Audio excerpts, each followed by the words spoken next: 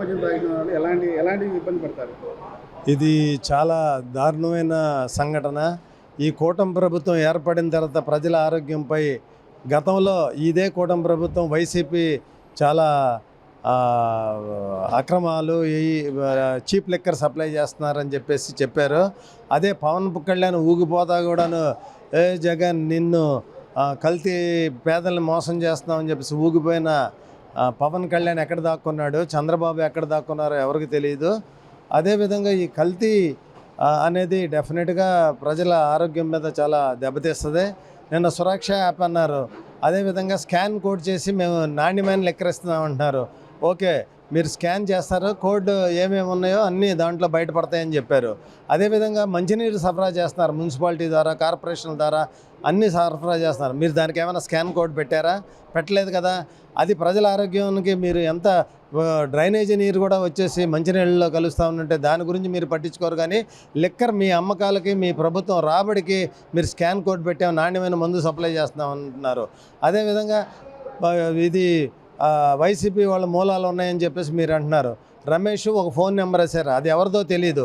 ఇప్పుడేమో వైసీపీ మూలాలు ఉన్నాయి, జోగి రమేష్ గారి పాత్ర ఉందన్నారు. ఓకే, ఏ పార్టీ అయినా పర్వాలేదు, నిజం నిగ్గు సిబిఐకి ఎంక్వైరీకి పంపించి నిగ్గు తేల్చండి, అప్పుడే బయటపడతారు ఏ పార్టీ వాళ్ళు ఉన్నారన్నది.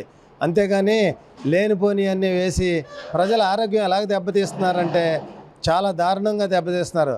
లిక్కర్ తాగటం వల్ల ఫస్ట్ లివర్ పాడైపోతుంది.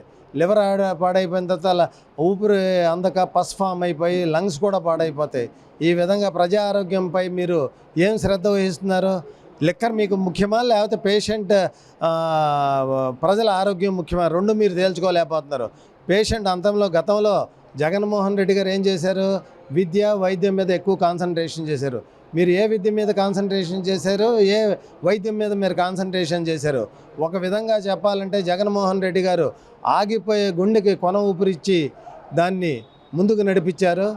ఆరోగ్యంపై డెఫినెట్గా ఎక్కడా కాంప్రమైజ్ అవ్వకుండా దాదాపు 5 సంవత్సరాల్లో 80 మీటింగులు కండక్ట్ చేశారు ఈ వైద్యం మీద. అదేవిధంగా మీరు ఏం ప్రజలకు చేస్తారో తెలీదు.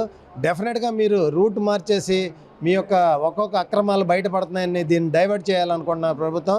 డెఫినెట్గా ప్రజలు తిరుగుబాటు ఎప్పుడైతే ఎక్సైజ్ మీద జరిగారో మీరు దాన్ని తప్పించుకోవడానికి జోగి రమేష్ పేరుని బయటికి తీసుకొచ్చి వైసీపీకి సంబంధం ఉంటున్నారు.